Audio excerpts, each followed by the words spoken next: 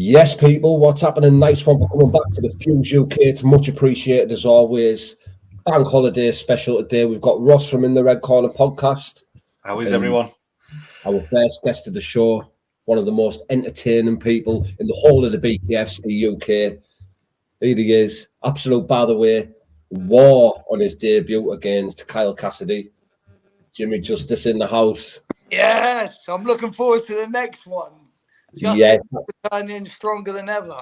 You know, I was looking at myself in the mirror the other day, and I was visualizing the great Jimmy Justice to be, you know, and I could see him, you know, like it's like a statue they say on the movie Rambo. You know what I mean? Where did you get this marvelous statue? And he said the statue was always there. I just cleared away the small pieces, you know. I just that's me. That's what I'm doing, mate. I'm working on myself, you know. Good man. This beautiful stone. He worked on it for months and months, and when he was finally unveiled it to his friends, and they said, "Where did you get this magnificent statue?" And you know what he said? He said, "The statue was always there." All I did was clear away the rough edge, chip away the small pieces, and that's what I'm doing, man. I'm coming. The title. Class, mate. I'm on the right path. I know that. Yeah. There's I've been given the key. It's the key to David or whatever. Yeah, it's in the Bible. It says this key will open doors that cannot be shut and shut doors that cannot be opened. Yeah. And well, man, this shit's powerful, man. The number 222 is coming for me, bro. I'm seeing it all the time, yeah? It's like there's a bus, it's 22. Then I see another bus, it's 22. I pull out my phone, I'm seeing 22222s, yeah? Man, I'm not on drugs. I don't smoke weed. Anyway, I think it's powerful, you know what I mean? Are those angel numbers 22, I think, aren't they? What, bro? Are those angel numbers 22? Yeah, angel numbers, yeah, definitely, yeah. I think, and it's always directed towards... the BKFC, to be honest with you. You know, when my thoughts are on the BKFC or moving towards that direction, you know, that path, that's when I start seeing the numbers, you know. So don't be surprised if you see 22222 on the back of my shorts. Isaiah. Yeah, excellent. Have you got any news yet, like on your next out? And what's been happening since the Kyle Cassidy fight? Have you just been ticking over in the gym, keeping ready for a call? Yeah, well, to be honest with you, I had to recover from that fight. It was pretty brutal, and that I had a wobbly tooth and it's bedded back in now, the scar tissue and that around my eye, but I feel good to go now. So I'm training, and I like to envision that somebody pulls out in July and maybe I get a call on the 1st of July to fight at Newcastle, in which case I would be ready now, you know. Yeah, definitely. So is it for you are you going to just take like any opponent that comes your way now, or are you going to wait out, like you said on our last podcast, for a decent name? Well, no, I've got one being given to me, and I'm happy to wait for that. Yeah. So nice. It's a good name, it's a good fight, and I don't know if I'm allowed to talk about it. Do you know what I mean? Because of course. Yeah. Have you heard anything back from MVP? Nah, nothing, man. That fight would never happen, you know what I mean? Like, as far as the BKFC go, because how much money they have to pay him, you know? Yeah. But, yeah. Is it the London show that you're meant to be out next then? Yeah, do you know when it is? Is it September? September, I'm hearing, yeah. Yeah, September, yeah. Lovely. Is there any news on the venue or anything yet? No. I'm not like, I don't speak to Andrew, like, you know, I did speak to him and express my interest of fighting on the London show, you know. I've got some sponsors to help me out, so I'll probably get some new shorts and that, you know. Yeah, lovely. Have you got any plans for your, any ideas in your head for what you're going to do for your next walkout? No, do you know what? I was thinking about, you know, I've always had that DC villains thing going on. And, I got a daughter as well, you know, so maybe she could be Harley Quinn.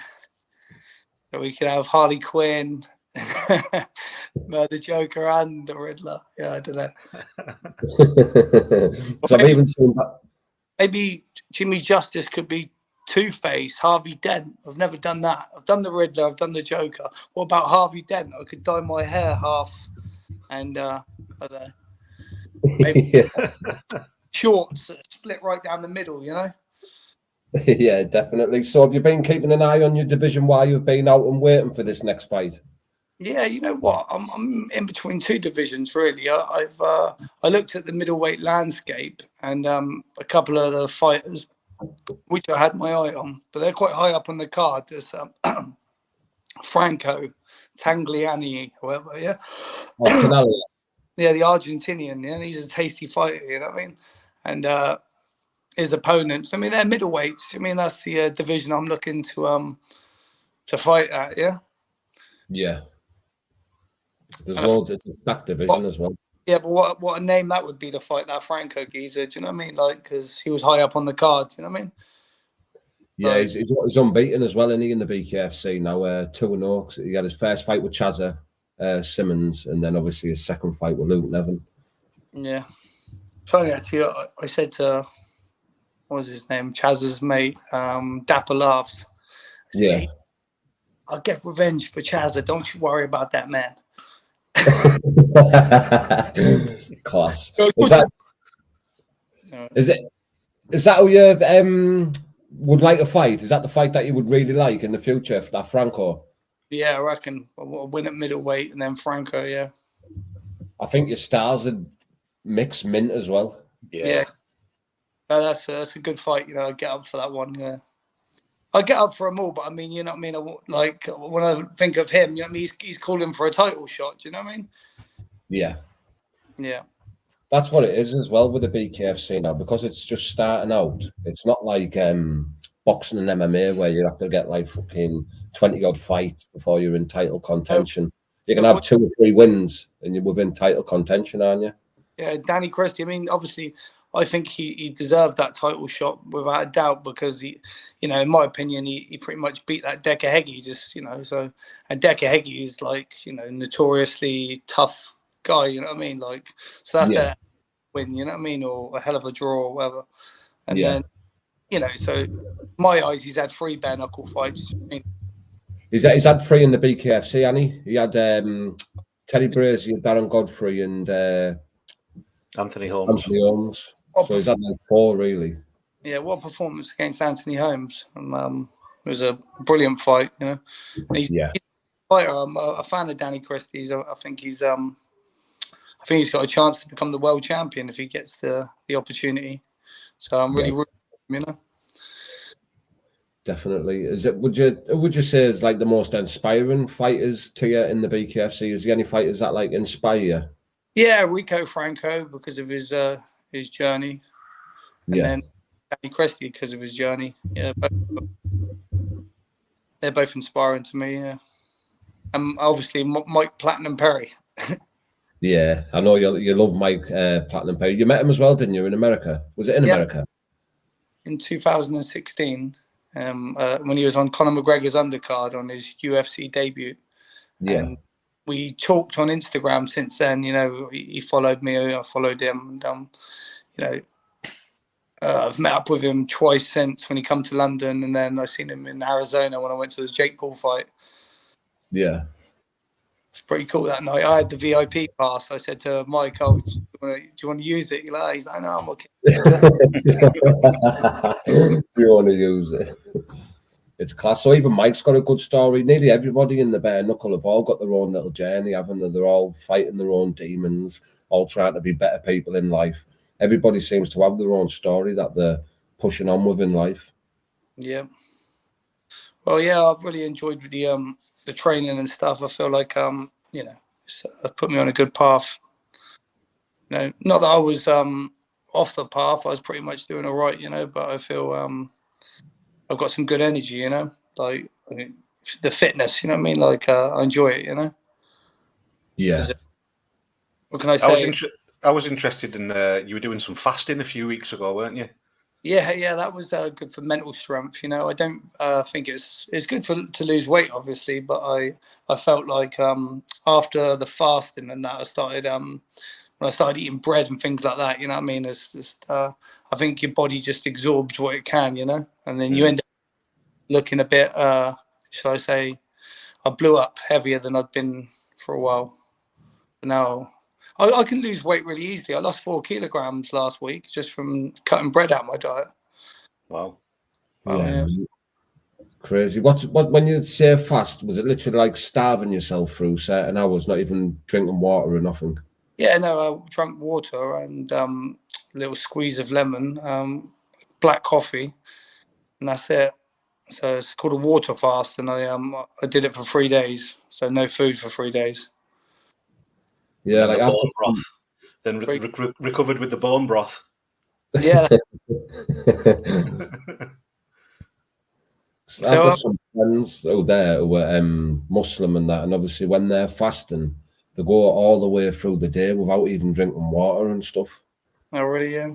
It's amazing, isn't it, how they do it though? Like it must be hard work, especially when in the summer and that.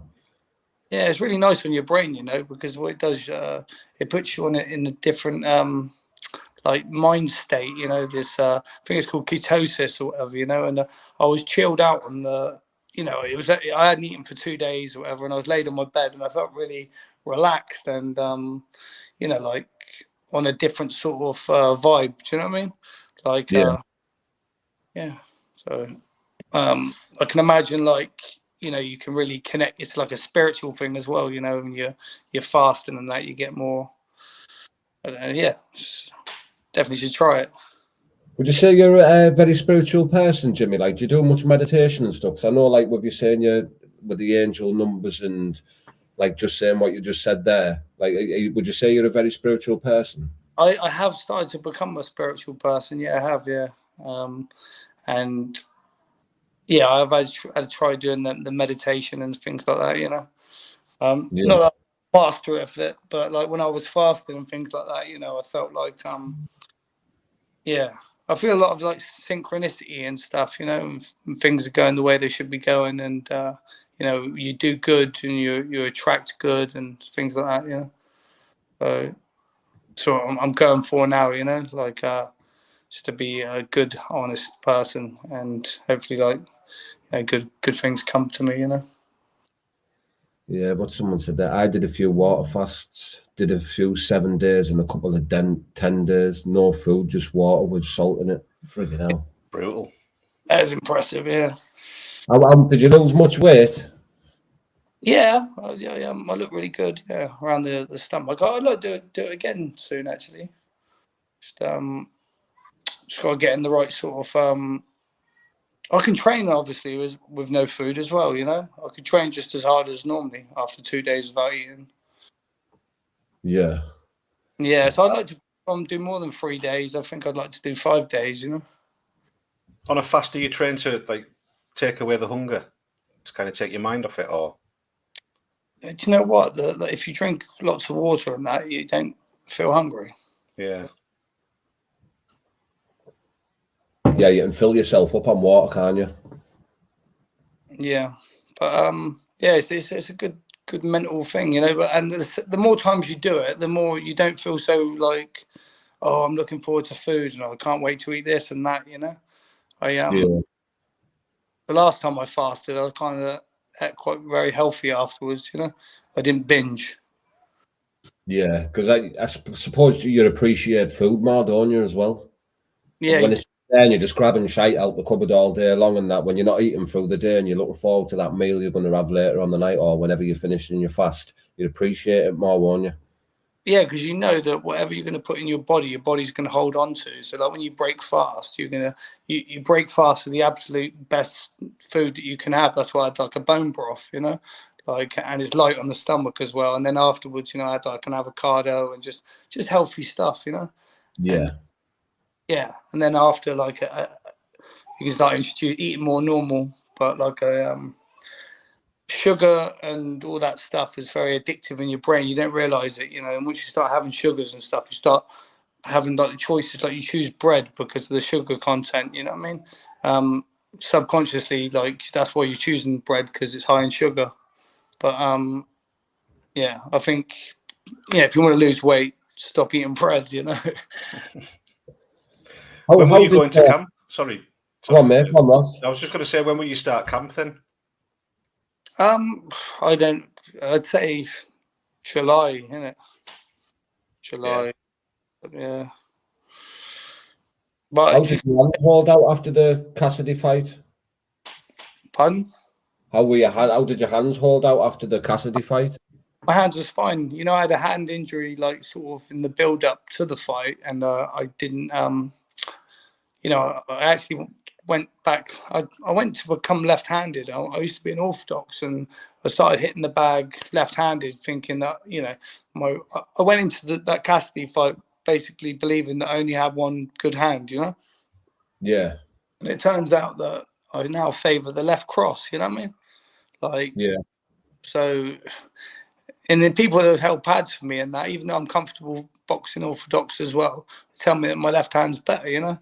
And now it's like I've gone back southpaw. I used to be a southpaw as an amateur because I had 15 amateur bouts as a junior, 3 as a senior.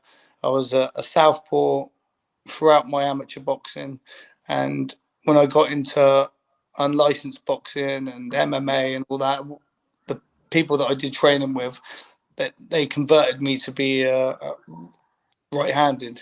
You know, maybe it was easier for them to hold the pads or whatever. You know, but they convinced me that I was better with my right hand. But yeah, I'm enjoying being a southpaw.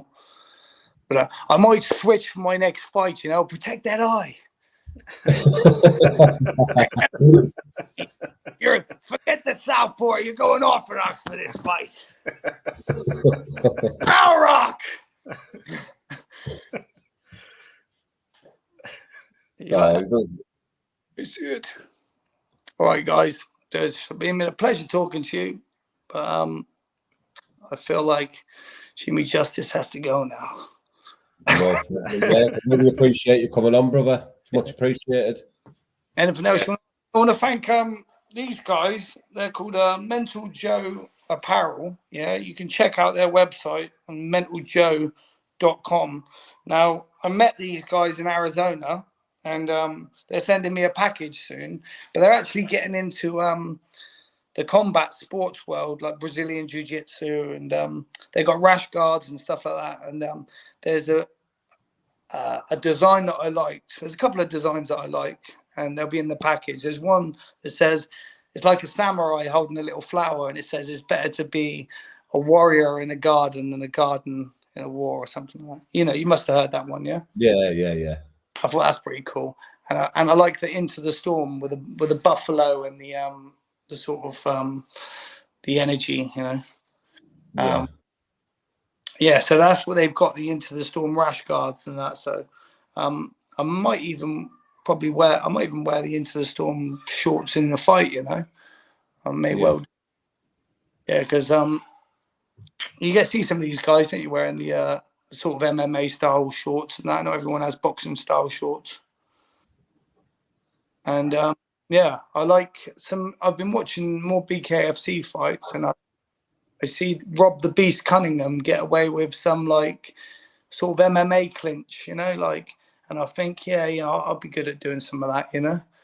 And if you watch more BKFC, I think they don't mind that dirty boxing. Do you know what I mean? Like, sort of, you know, you go into it and you've got that boxing head, you know, like you can't do that in boxing. You obey the rules, but you are allowed to fight in this, aren't you? That's what it's called. Yeah, you're allowed to hold behind the head and uppercuts. You can hit in the clinch. You can do everything. Yeah. Cause a lot of damage that way as well. Just the short shots, can't you? And I'm strong, you know, my core strength. Do you know what I mean? Like, if I grab hold of somebody or whatever, do you know what I mean? Like, they wouldn't be able to out strength me. Do you know what I mean? Yeah, I think when it comes to like core strength, I think that I've probably got the strongest core strength in my whatever division I'm at. You know what I mean? Yeah. But, yeah. I'm looking forward to another BKFC fight, getting more BKFC experience. Yeah, making a name for myself. And look forward to seeing it, mate. And like I say, I really appreciate you coming on, pal. And hopefully you'll come on again soon when we're a bit more closer to the event. Perfect, mate. Well, it was a good 20 minutes. I've enjoyed speaking to you both, and enjoy the summer. I know I will. Bournemouth, truly blessed. Very grateful. So, and thanks for everybody watching, and all the best. Yeah, take care. Yeah, great to speak to you, mate. Vote Donald Trump, man. Make America great.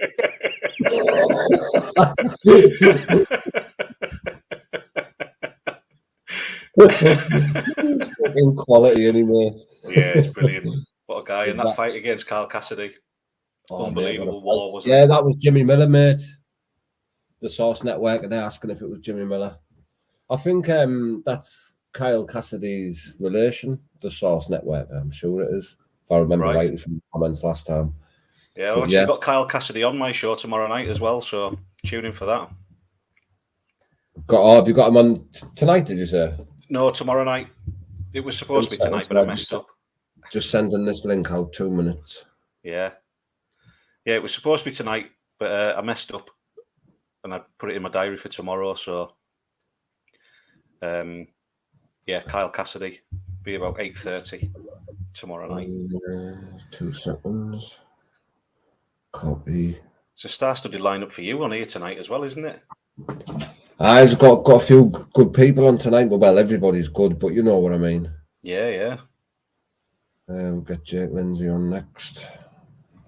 And you've got some behind-the-scenes guys as well. Was it the BKFC chef you were saying? Yeah, the BKFC chef. My head's baffled because I'm sending links out all over, but I'm trying to do it in like slots. Do you know what I mean? Yeah. So it's quite hard because it's not just working out the slots; it's working the different people. What time to tell the different people in different places in America as well. But yeah, mate. Just give Jake Lindsay the link there, so he should be next. Then we've got like Danny Christie on there, Austin Trout, former WBA world champion, who's a great professional boxer. Howard Davis. There's quite a few people coming on. Tyler Goodjohn as well is coming on. Yeah, I was with Danny earlier today. Aaron Blakey had came up to do some training with Danny. What was that like? The sound and that? Yeah. Yeah, it was all good. Just met them for something to eat, and it was a good day. I missed. They'd been sparring and training. Danny had made Aaron's legs not like him anymore. After the training session. After the training session. And what's that say? Post the link for the chat with Carl for tomorrow, please. I will do Source Networker. Be on my Instagram. I'll put it up there. You'll be able to see it on there. I'll probably do it either late tonight or early in the morning. And I went and spent the day with Aaron Blakey as well last week down in Retford where he lives.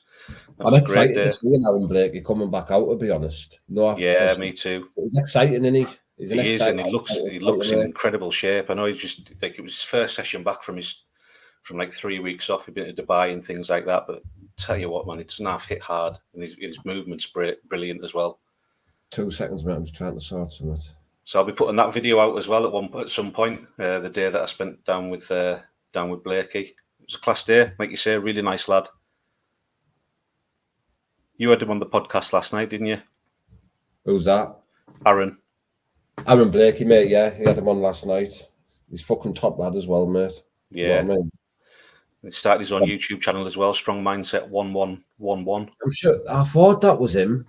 Is that him there? Yeah, that's Blakey. Yeah. I thought I recognised the picture, and then obviously I've seen Blakey at the end. 2 seconds, mate. I'm just sending these links out. Do you want to go anyone? Yeah, who else is about? I'm just going to send it to everyone, mate. Fuck it. Anyone can come on at any time. Let's have it. It's all gone out the window now. Forget the slots. Just have a big podcast sesh. There's Coops in the comments as well. Big up Coops. James Cooper, absolute legend. Yeah. But there else we've got to send it to Tyler Goodjohn. We're all just going together in a fucker. It must take some doing that fasting. Poor mate, I couldn't do that, like. Yeah, especially the lad that was saying, what was it called? Sorry, making people smile. 7 and a 10-day fast. Jeez. If I have in it for 2 hours, I get grumpy. Right, so told him. Well, what else have we got?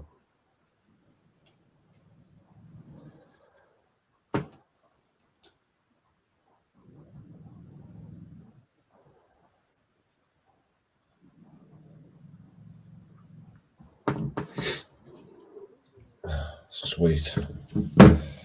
But yeah, Jake Lindsay's coming on next. I've sent it out anyway, so everyone's just going to be coming in. And Gypsy Jake Lindsay. The great performance against Corintini, didn't he?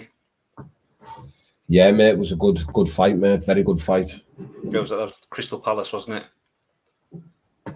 BKFC 37 Crystal Palace, mate, yeah. Yeah. Great like that. Absolute unreal. Atmosphere was mint, mate, obviously with the crowds and that. Yeah. That's what makes the event, I think. The way the crowds are, mate, that's what makes the event. 100%. 100%. Obviously, BKFC 46 coming up in Newcastle as well. What, we're 5 weeks away from that? BKFC Newcastle, yeah, on the 1st of July. I think it's just over 5 weeks, isn't it? Yeah. Obviously, you've got Rico Franco and Caleb Harris as the main event. Aaron Blake is fighting on the show as well, isn't he? There he is in the comments, the Brumtown Bomber himself. Easy, my guy. Here he is, Danny boy. See you later. Yes, people. You all right, bro? I'm all right, and yourselves? Oh, good, man. You look like you're in Marbella or something there, man. No, I'm just chilling. Costa del Carlisle, bro. It's a scorcher here today, isn't it? Tomorrow's supposed to be good as well. Yeah.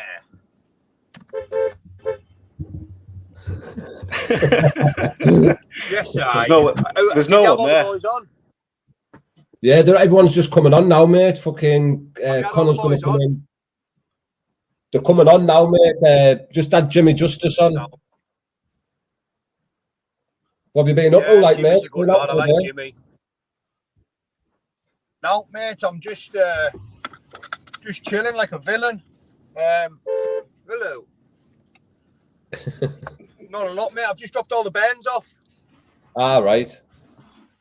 Dropped all the bands off, mate. Just chilling. Behaving myself, you know. You're back in the gym now, aren't you? I'm back in the gym. I had a good session with Adam Blakey this morning. Yeah, he said. It was class, mate. Done some high-end cardio, a few rounds sparring. I was impressed with him. Caught us with some good punches and that. Had a few good rounds. And he looks good, doesn't he? I'll meet up with him again a few times because he's just one of them lads I can be around. You know what I mean? Good crack, good nature, and that. Good kid. Yeah, defo. It's good that obviously the BKFC lads are mixing it up, meeting each other and that as well, isn't it?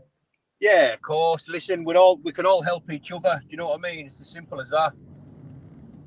Yeah, definitely. Like I was saying to Jimmy Justice there, everyone in the bare knuckle seems to have their own little story and fucking their own little pathway that they're going on and fighting their own troubles and demons and that, and just trying to do better in life, innit? 100%, mate. 100%, mate. It's one of them. It's the journey, man. It's good to see people on the journey and trying to make improvements, man. It's what it's all about. Yeah. What did you think of Thingy, by the way? Robin Berg, mate? Oh, I was buzzing for him, mate. Done the biz, didn't he? Oh, mate, I was absolutely buzzing for that lad. I was so pleased for him, man. I was like, I was just made up. And he looked like it was just, I mean, listen, the ref stopped it, but it was a good knockdown what he put him down with. But like, you could just see, even after getting put down twice, there was just no quitting the lad. He just like found under the gear when he got off the ground. You know what I mean? Yeah, I've been telling people there, obviously, we met Robin over there, didn't we? And you could tell, mate, we said to each other, didn't we, in the car on the way back, it means fucking everything to him, mate, doesn't it? That's it, mate. The lad was just absolutely made up. He's got himself a title there, and you know that bad to the bone's probably the biggest thing that he's ever been involved with. You know, fighting on them small shows he's been fighting in Sweden, and you know, let's have it right. It's a good platform, innit? You know what I mean? It's a good title for him. I was just absolutely over the moon for that lad. I thought, and you could see what it meant to him. You know what I mean? Yeah, definitely, mate. It was good to see his story as well, and all the people in the fucking in the apartments or whatever watching him cheering and that. He'll have had a good welcome and home, won't he?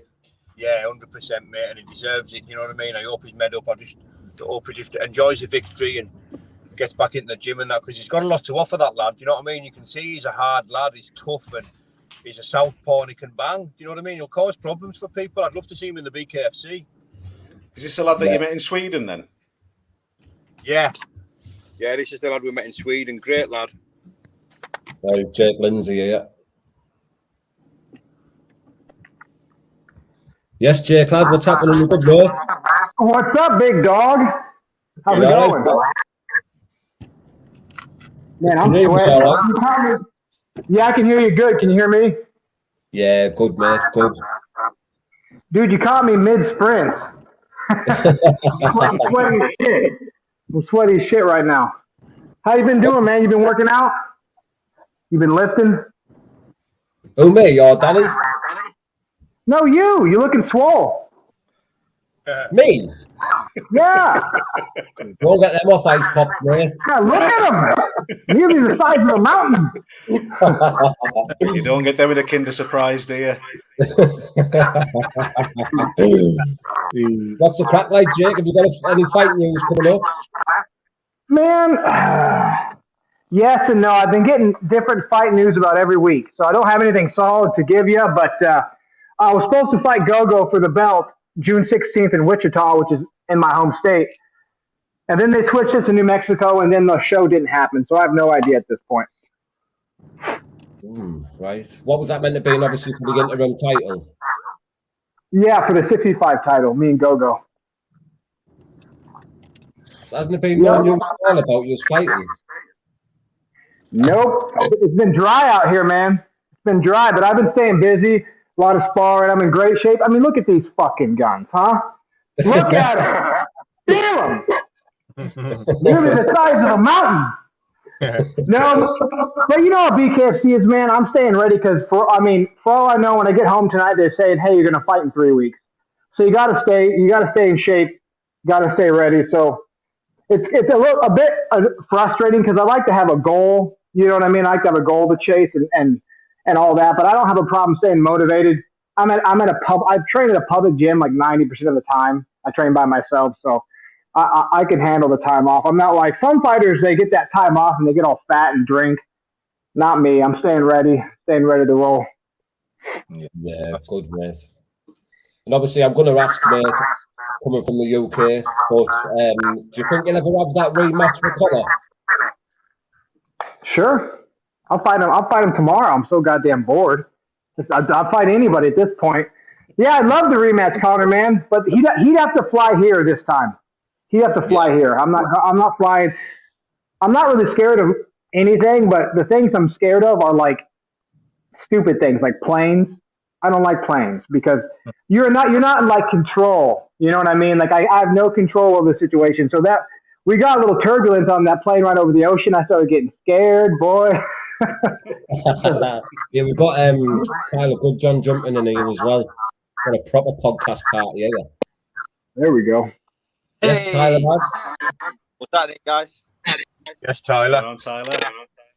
How are we doing? You all right, mate? Yeah, I'm right. How are you? All good, mate. All good, thanks.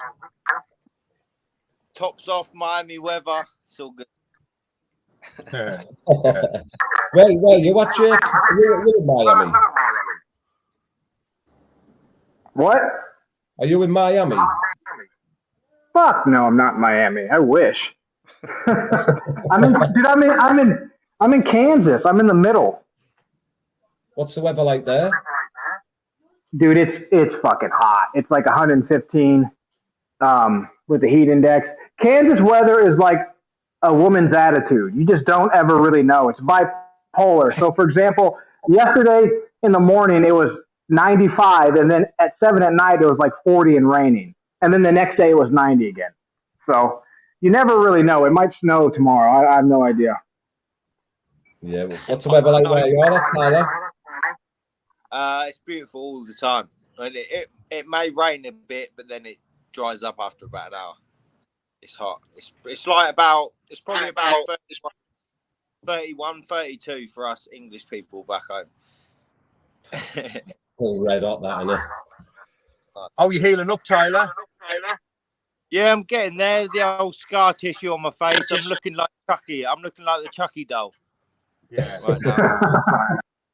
But yeah, it's I mean, I heal up super quick, like, which is fortunate for the way I fight. But the scar tissue is going to be an issue every fight. Do you know what I mean? So it is what it is. I literally just got off the phone to my friend, and we were talking about my scars and that, and I'm just like, at this point in my career, it is what it is now. Like, I'm gonna bleed, you know, and like, fortunately, it's happened that, you know, I've cut that much in fights that I'm sort of used to it now, you know. So it takes me like a round to adjust and be able to see and everything else. But you know, it's not either carry on and just go balls to the wall, fuck it, or I've got to stop because of the scar tissue, and there's no way I'm stopping. So. I know the thing. Yeah. I was just going to say there, you're the same, aren't you, Danny? The cut that you had in your last fight, Danny, was horrendous. Yeah, so you know exactly what. Of course, mate. Like you say, it is what it is. You know, there's nothing you can do about it. You just bite down and keep going, or you're a bitch, aren't you? Simple as that. We've got another one in there. He's Connor Teeny. Yeah. What up, boy? Look at them guns. You've been lifting, huh? Mate, I'm 183 pounds now. I am. You little fatty. You better get on that road work. Mate, I'm just muscle mass. This is like put you in an headlock. You do nothing. I hate running too, man. I fucking hate doing road work. Can't do it. I'm a lot lighter now than I was before I fought you. I had to lose 36 pounds in 8 weeks. But now I'm only what'd you weigh at the start of camp? I was 14 stone, I think. What the fuck is that in pounds? So like about 200 pounds. God damn!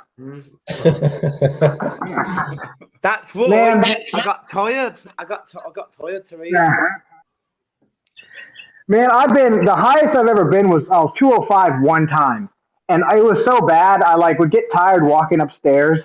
I couldn't do it.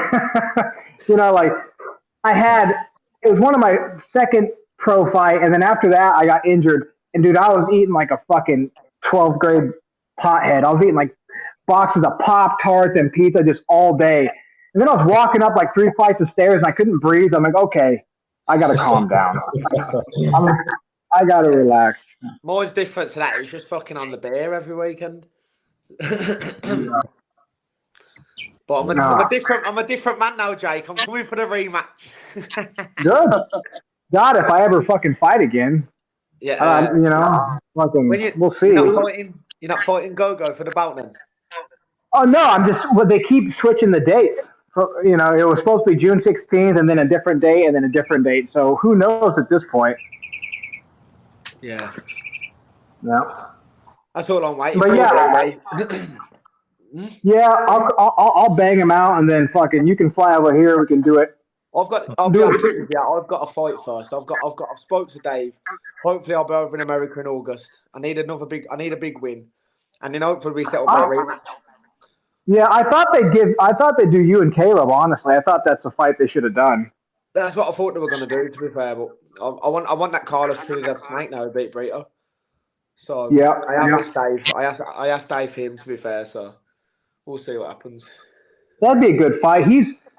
That man. I train with him every now and then. He's pretty good. He's just got that weird long. He has super fucking long arms. Yeah. But you know that's a good fight for you because you can move well and you're actually quite long yourself too. Yeah. And you have much better looking haircut. He has that little like snake shit rat tail in the back. Yeah. Way better.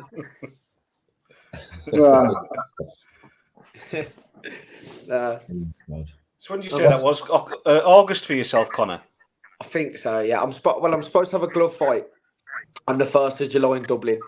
But I don't know if it's going to happen. I'm supposed to be fighting Conor McGregor's best mate in the Free Arena in Dublin, so on the Kingpin show.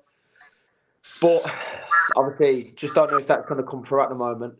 Waiting on that. That's because that's a big money fight, and then obviously a big payday, get a big win, and it's a load of exposure. then I'll have another BKFC fight. But I don't know whether if it's going to fall through or not at the moment. I think Kian's looking to fight Norman Parks. So for me, I think I'm just probably going to need to focus on BKFC. But I'm living like an athlete now, and you know what I mean? I'm training every day.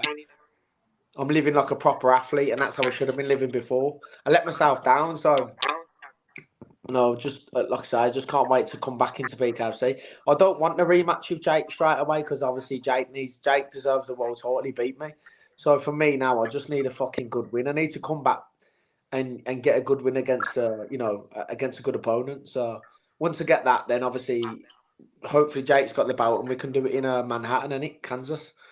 Is that where you're in Manhattan, Kansas? Yeah, we'll probably have to do it in Wichita, which is like 2 hours away. They got a big-ass T-Mobile arena.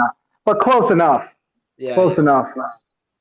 And that town gets fucked. I'll take you out afterwards. That town gets rowdy. That's a rough. I'm telling you, it gets rough out there. You ain't been down to Birmingham, lad. I know. It sucks. It sucks. I was telling all my friends, like, you guys all got to come because there's no way I'm not getting to a fight after the fight. I need some backup. You know, all the soccer hooligans and shit. I need some backup. Yeah, how's your family, man? Sorry? I was asking Danny there, have you got any news on the next fight coming up? No one seems to have any proper news. Well, I've been told I'm fighting for the world title in October. Obviously I can't confirm it, but that's what I've been told. If the fight's not made, obviously, we're way off. But yeah, told I'm fighting for the world title in October. Obviously, I can't get in America because I've got 33 plus convictions with drugs and violence. So America's not done that. But they said they're going to bring the champion here, so I'll gladly knock him out over here. Nice. I think, to be fair, Dan, I think the way things going with the UK now, obviously America's a much bigger place than bare knuckle, but I think a lot of the champions from America now want to start coming over to the UK. It's like how we want to go over there, isn't it, really? We want to go over there because we're sick of fighting in the UK, and they want to come over here. So I think you're going to see a lot of mixed fights in the UK, a lot of world title fights, I reckon, in the next couple of years in the UK. Definitely. Yeah. Well, it'd be interesting to see what happens with Coops just mentioned there in the comments about Belcher seems to have gone missing. So what does that mean for Mickey Terrell? Hopefully he'll get his title shot next. Yeah, I hope he does. Like, yeah, I heard that. I heard that he'd gone missing and whatever. And I thought I had but I was told that the light heavyweight champion the title up and moving to heavyweight, but that doesn't seem to be the case now. So it'd be good to. Am I right in saying it'll be if that comes off in October, it'll be the first world title fight in the UK? Yeah. That'd be nice to make some history and bang him out on home soil.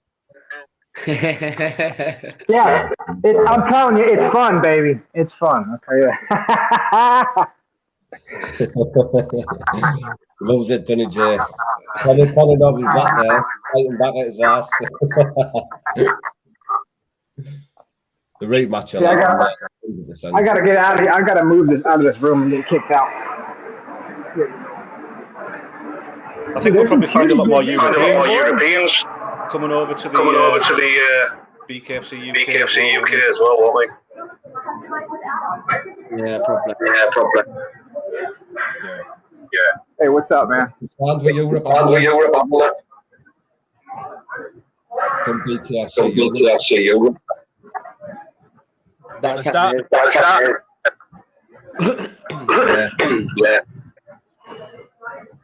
Can't remember what it is. Am I echoing? Yeah. Someone got YouTube on, isn't it? No. How's your dad doing, Connor? Fucking Jake. Walking around the fucking streets of America. Woo! Let's go! Dude, I'm telling you, Kansas is full of cuties. They're all over the fucking place. Many cuties is Miami. I don't know. I guess we'll find out.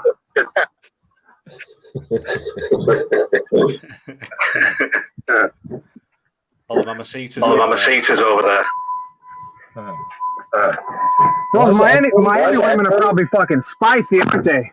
Got some attitudes on them, huh? Yeah. I love me a woman with a smart ass mouth. Telling you.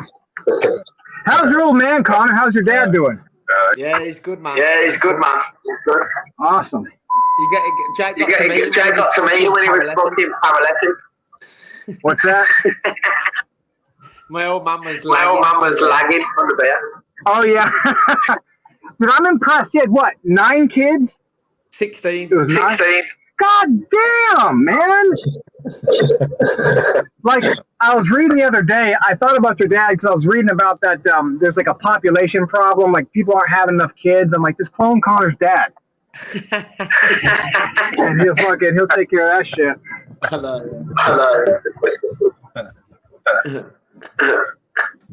Yeah. Trying to find out what that is.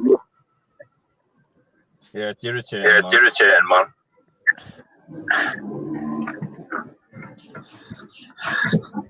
Let me leave. Is it still echoing? It's probably me because I'm driving around in my car illegally. Let me, Allegedly. Yeah. Allegedly. Someone talk. Hello. It's Jake. Ah, fuck. I'll be right back. Yeah, no worries, mate. Yeah, it's gone now, hasn't it? Yeah, nice. Yeah, much better. I just want to been watching a lot of your podcasts and that out here. Like, they're really interesting, man. Like, all the stuff that you've been through, and I can relate to a lot of it. Do you know what I mean? So it's been good, like, watching a lot of your stuff, man. Me? Yeah. Oh, thank you, Tyler. I appreciate that, mate. I really do. Thank you. Yeah, listen, it's going good, and you know something? It's easy. It's really easy. Just there's how can I put it? There's a certain therapeutic value in just putting the phone in front of yourself and just dispensing your thoughts and just saying how you feel. You know what I mean? It's easy. It's easy peasy. And if people can get something from it, then that's brilliant. It's even better. We lost him. Kind of been liking what you were saying. I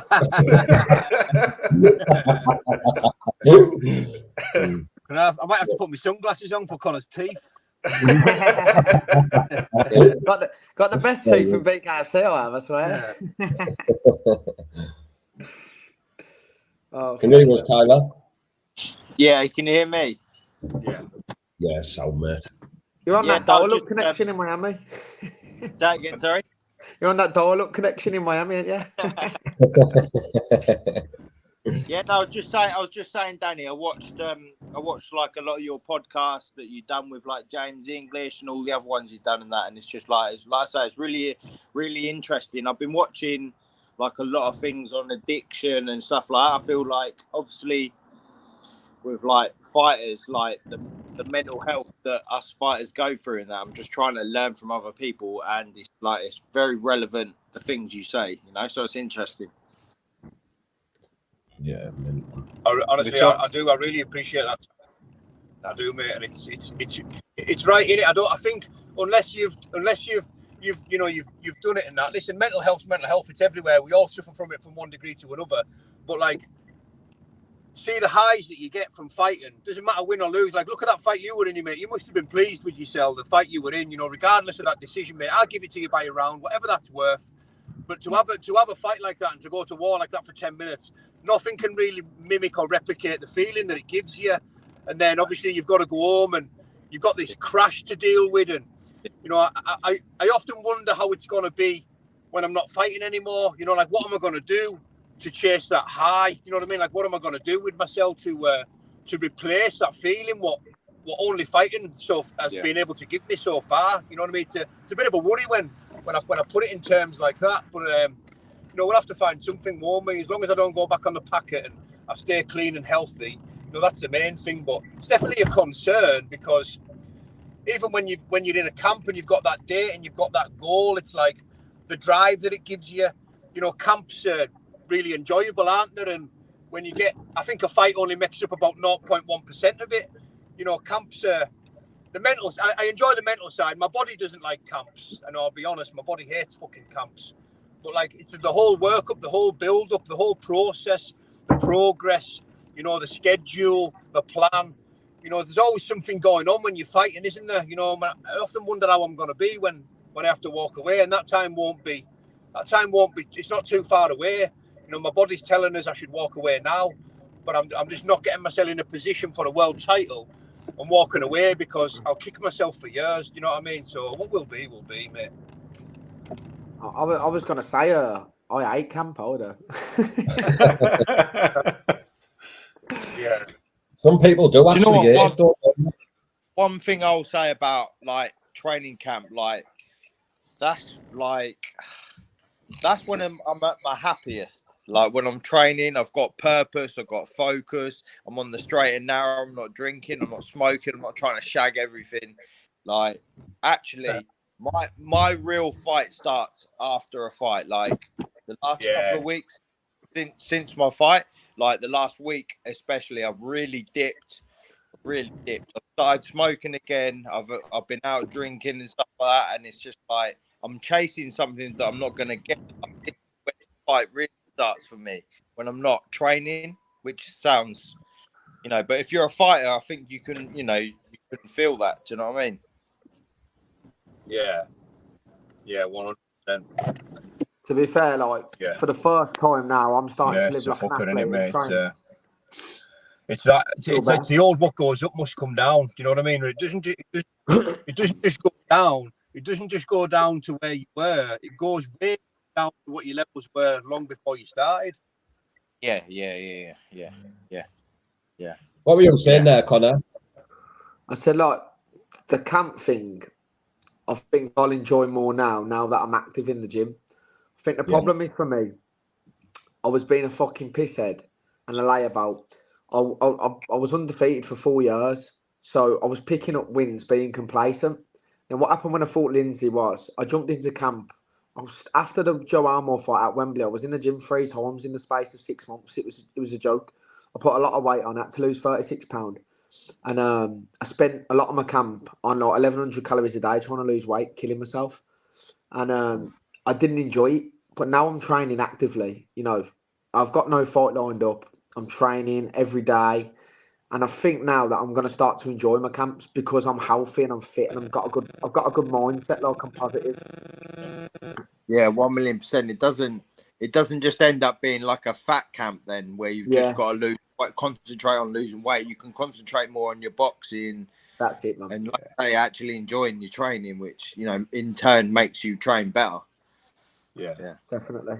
Yeah, I think a lot of it comes down to routine as well, though, doesn't it? It's routine for yourself. It's structure for yourselves. You know what you're doing in camp. You've got a daily routine. Even if you chicken over, like I like to start a 10-week camp, you know, when my body's at about 60-70% anyway. Do you know what I mean? So you're not going into a camp. You're not starting off the couch. Do you know what I mean? You can go in there. You can pick up the intensity as you go along.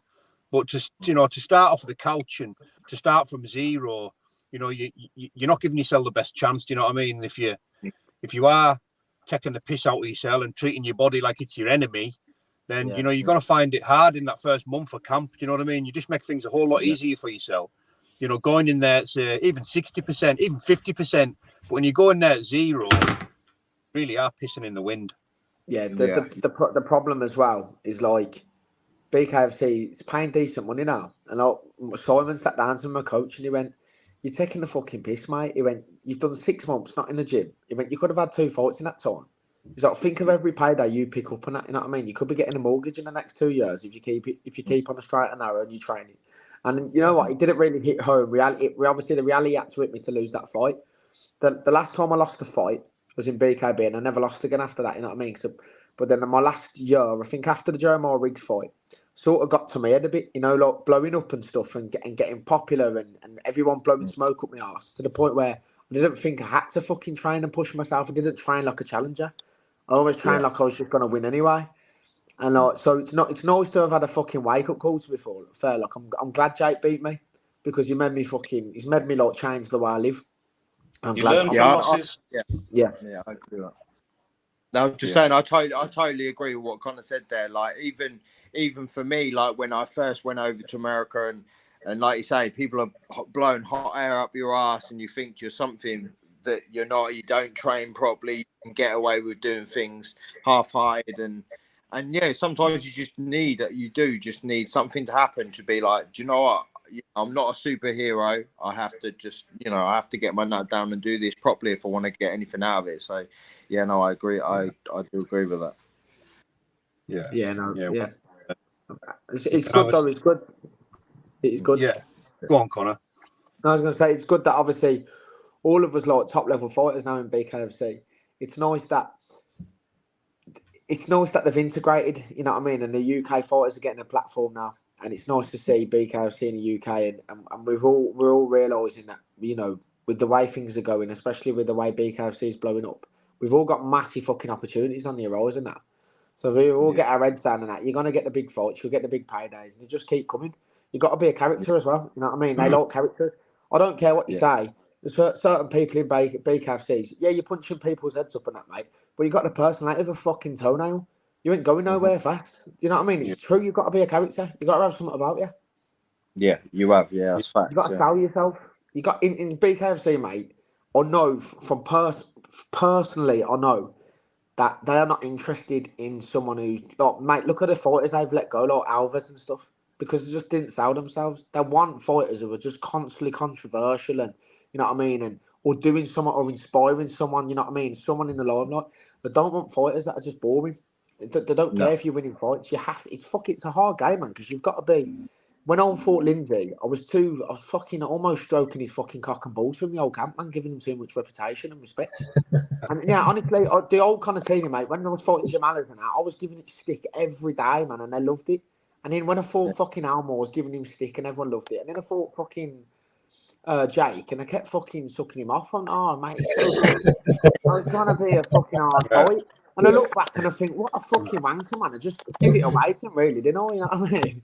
Next time I fight him, he ain't going to get away. He probably knows it now, you know? I'm going to give him some fucking dick. Yeah.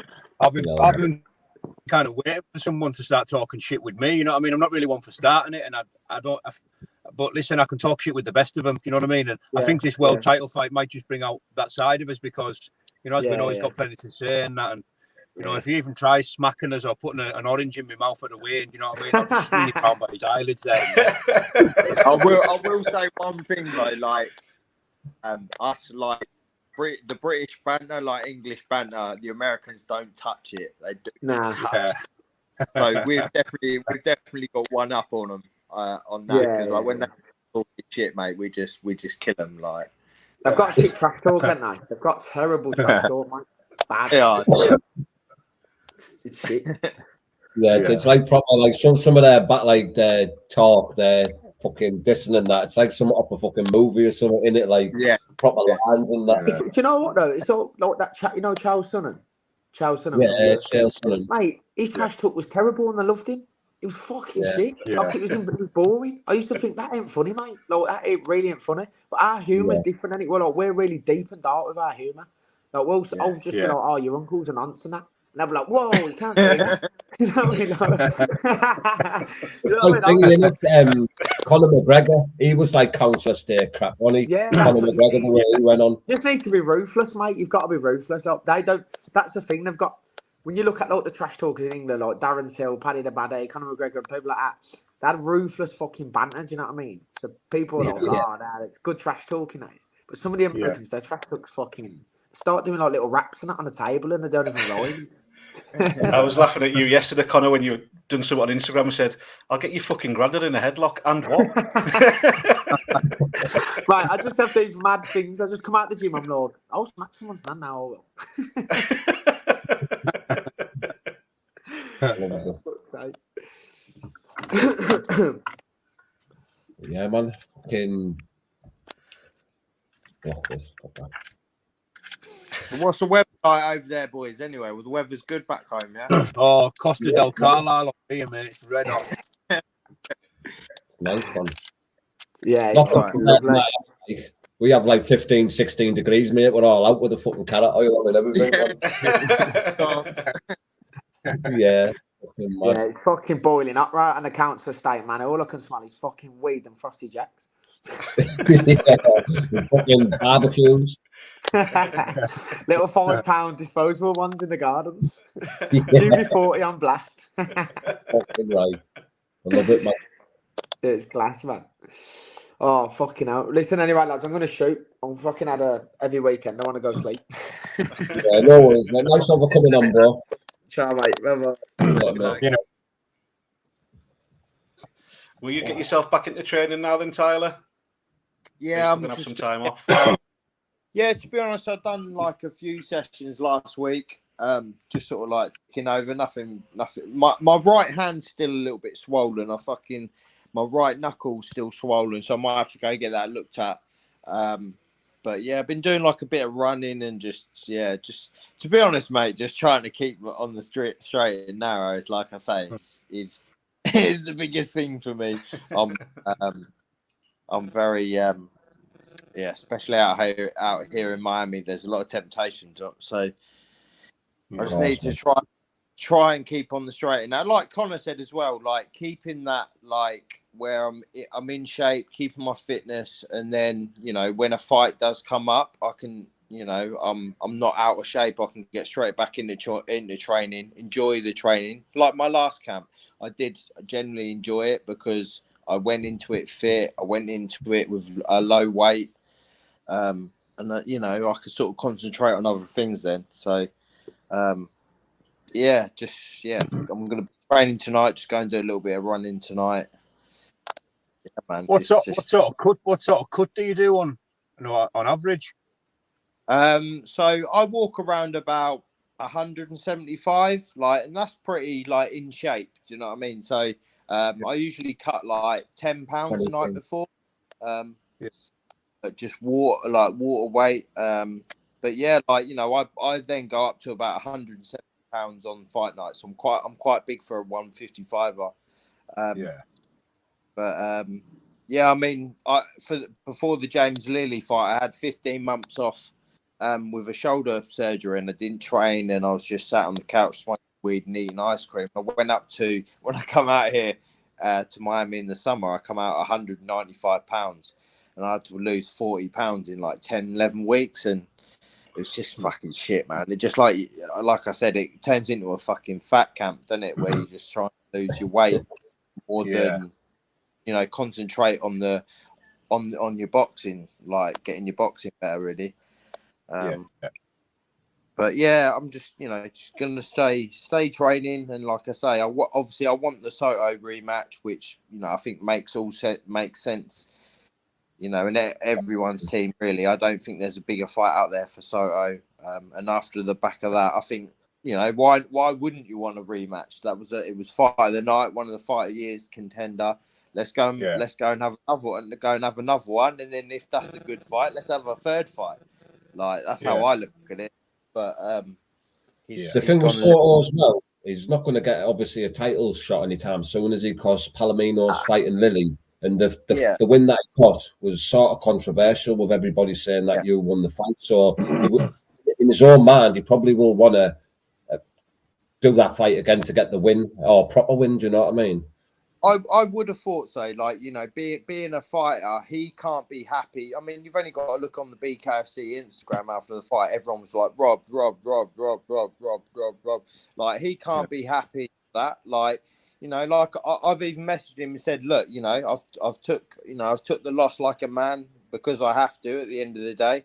But it was a super controversial fight of the night, fight of the year contender. Why wouldn't you want to do it again? Like, this is all about leaving a legacy in the sport, and these kind of fights are the ones that are going to leave you a legacy. By going back and fighting a debutant or someone with a losing record, you're not gaining anything. We need to strike while the iron's hot. We've just had a sick fight. Let's go do it again in Miami or England or wherever it needs to be, and just keep the ball rolling, Yeah, definitely. Yeah, so, but he has got a little bit go. It is the fight to make, like the next fight for both of you as well, isn't it? Like, there's not really. He's not going to get paid he's not going to get paid anymore doing any other fight. BKFC want this fight. The fans want the fight. So yeah, I generally like, and I'm like, he can say what he wants. I don't think he wants that fight. That's why he's going ghost now. Like, he doesn't want to be in another fight like that. Like, he pulled out. And I tip my hat to him. He got through the fight, and that he pulled out a performance of his career. I don't feel like he's got another fight like that in him, and I'll fucking dogfight him till I can't do it anymore. Yeah, and to be fair, mate, he did do fucking well, because in that third round he was absolutely fucked in the corner, wasn't he? Yeah, I said to him on our podcast. Like I say, there was a couple of times where he.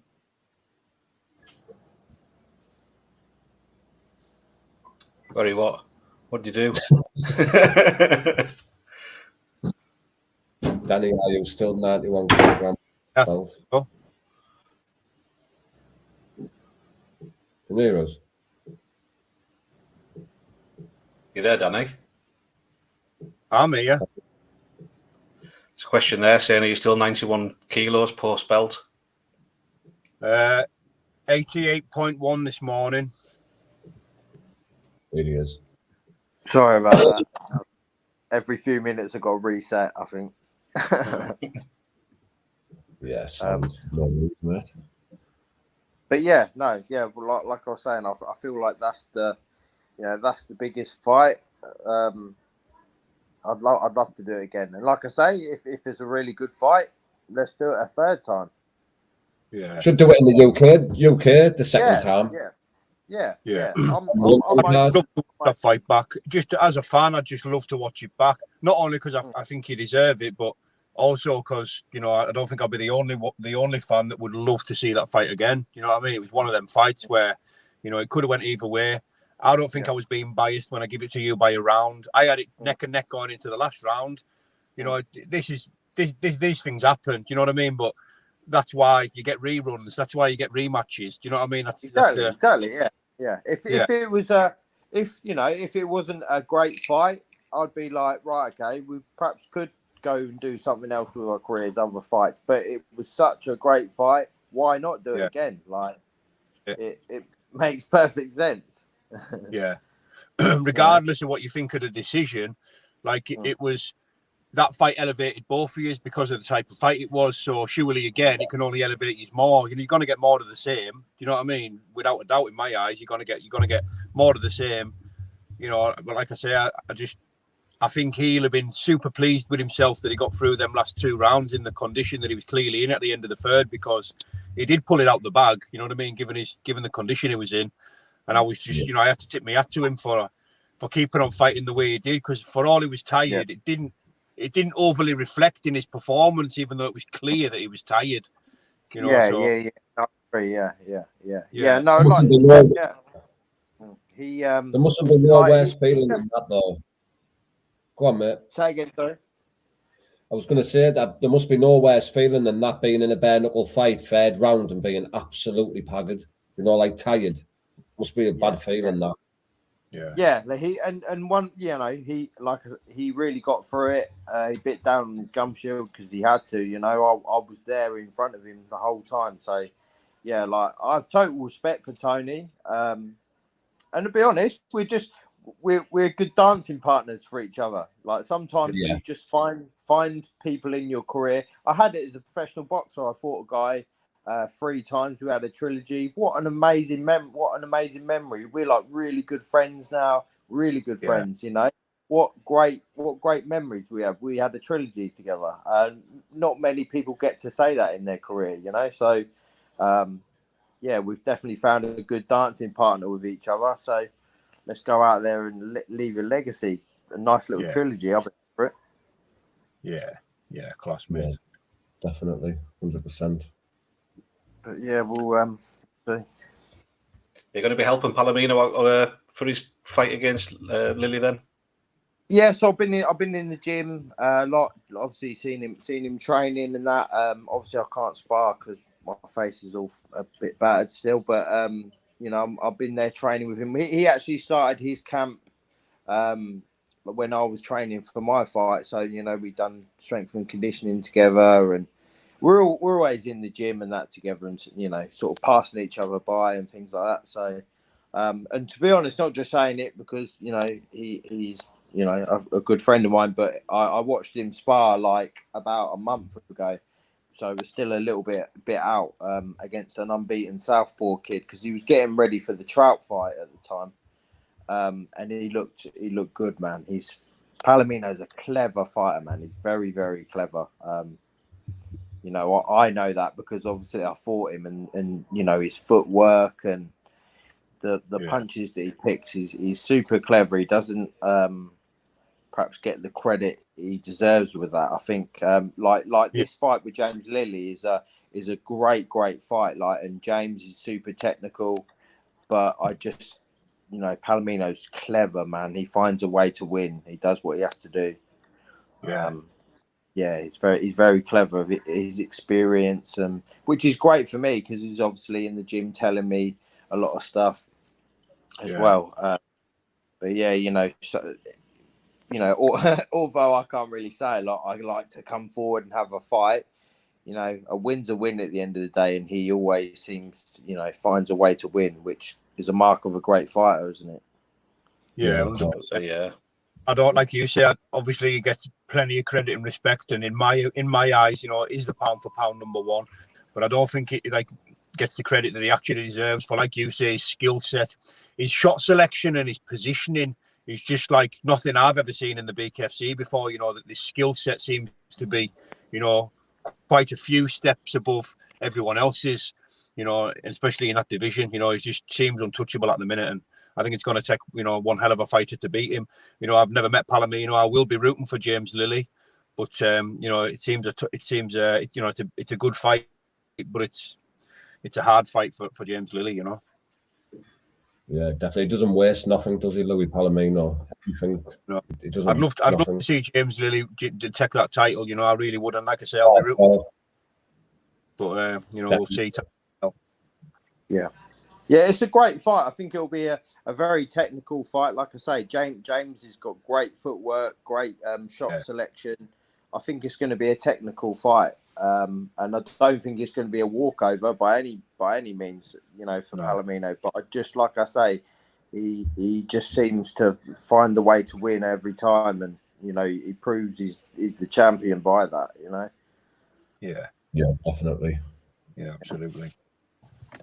Well, I'm just pulled up outside my house. I'm going to go for now. It's been a pleasure. Watch what you're all doing. Yeah. Good luck. God bless you all. Bye for now. Take care, bro. See you later, mate. Bye. Yeah. Yes, I'm going to get off and do a bit of road running. I'm going to just try and, like I say, and get myself off this fucking sofa. Motivate yourself, mate. But really appreciate you coming on, Tyler, mate. No worries. Anytime, man. You know that. So, yeah, just give me a message. All right, guys. Best of luck. Cheers. Ta-ra. Yes, Ross. Fucking might as well close this one off then, innit? And this one is live. What a panel you had on, mate. Brilliant. Some quality top lads there. Well, people stay tuned because in about 5 minutes' time, we're live with Austin Trout. So don't be missing that one.